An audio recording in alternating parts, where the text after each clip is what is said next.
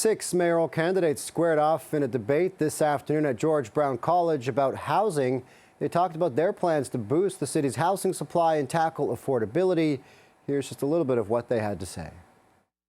I represented the entertainment district, the Kings, 15 years, 95 projects. My gosh, you see it coming up. It's totally doable. We need all of it.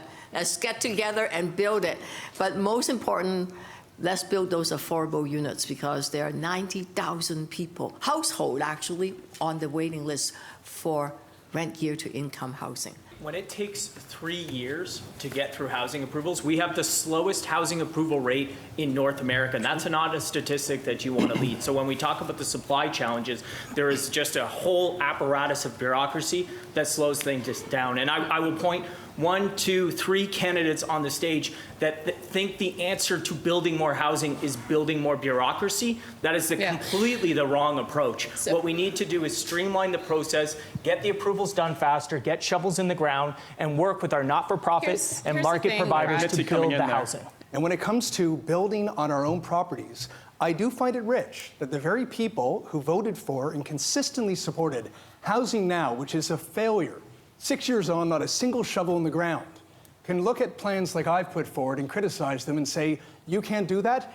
I'm proposing a model where we actually move forward as a public builder, not new bureaucracy. We're working with the people we have to move forward with affordable housing, deeply affordable housing, and the market rents are going to pay for the project. And for more on the back-to-back debates today and the focus on affordable housing, I'm joined by former City Councillor John Fillion. John, thanks so much for joining us this evening. Good evening. First, I want to get your take on the sheer number of debates today. There was an arts debate in the morning, a housing debate, which we just heard a little bit of, and a debate going on right now focusing on Scarborough, and another debate tomorrow. You're a member of council for quite some time and know many of the candidates personally.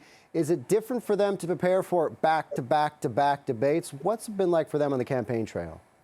Sure, it's a lot of work to prepare for debates, and I'm sure most of them would like to just be out there on the doors talking to people directly. So it is very time-consuming, but it's very important, especially in this race where there's a front runner and then there's several other candidates who are well back in the pack, and you know, they really need these debates and the coverage that comes from the debates to try to increase their profile and possibly have a chance of catching up against the front runner. Let's get into the big housing debate from noon today. What were your big takeaways from what you heard? Well, you know, it's such a large, complicated subject, and it is really difficult to cover it in 45-second answers. So I thought it was, you know, it was good. It's certainly better than not having the discussion, but, you know, the responses were somewhat limited and people had to oversimplify. I think 2 of the candidates were quite forthcoming about to do what people want, which is to create more affordable housing, is going to cost money, and a lot of that money is going to have to come from government, the federal government, the provincial government, and the City of Toronto taxpayers. And you know, it's pretty disheartening to for me to see people say we're going to do this and everything else, but I'm not going to raise your taxes. I think that's, you know, not being straight with people.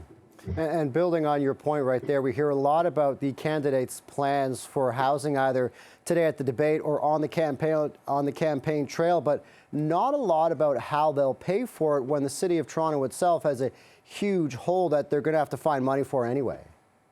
Well, that's right. We are, you know, the city is basically broke. I think probably your average Torontonian isn't fully aware of how big a problem that is this year and going into next year. And whoever the next mayor is absolutely has to get a better deal for the city.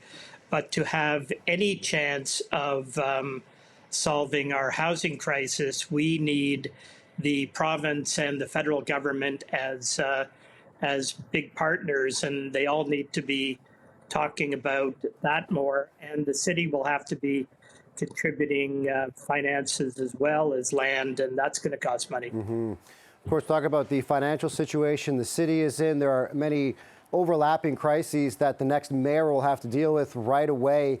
How engaged do you feel the public is in this by-election when it comes to making time to watch a debate or talking to a councillor or looking up the platforms that these people have put forward? How engaged do you feel the public is in this specific by-election now? And we're, what, 4 or 5 weeks out from it? Yeah, based on the sampling of people that I talk to, they're not very engaged at all. I've had an alarming number of people say to me, I'm not paying any attention. It doesn't make any difference who we elect, which I do not believe at all. I think it makes a tremendous difference. But people are kind of disillusioned with government. They've got other things on their mind. It's summer,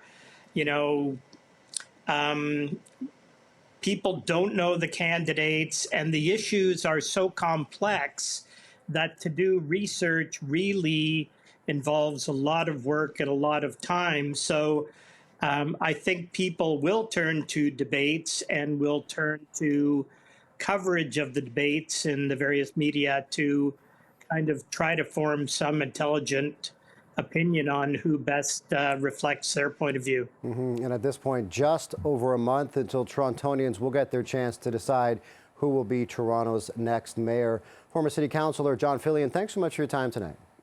Thank you.